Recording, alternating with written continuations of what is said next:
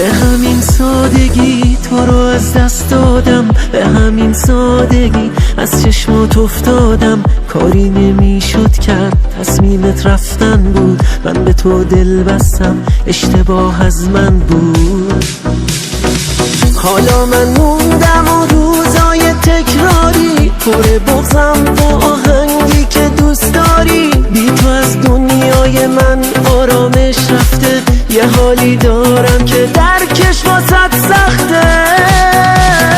عشق من از غرورت دست بردار، منو باور کن یک بار، نگو دیگه بی فایده است این همه اصرار. نیستی یا تو نگاهم بارونه، خونه بازم زندونه.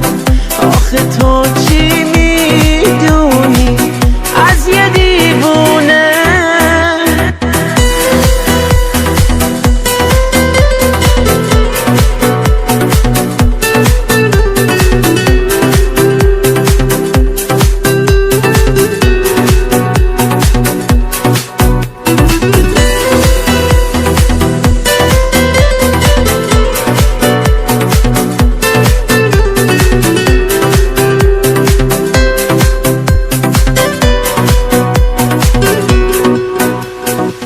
رفتی و این شبها من از گریه سیرم، یه خط خاموش و 100 دفعه میگیرم. هر لحظه مثل برگا اشکا میریزه، همه فصلای بعد از تو پاییزه.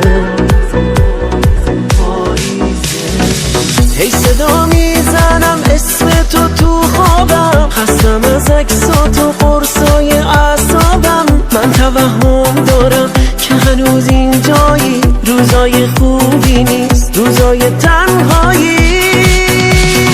عشق من از غرورت دست بردار، منو باور کن یک بار، نگو دیگه بی فایده این همه اصرار.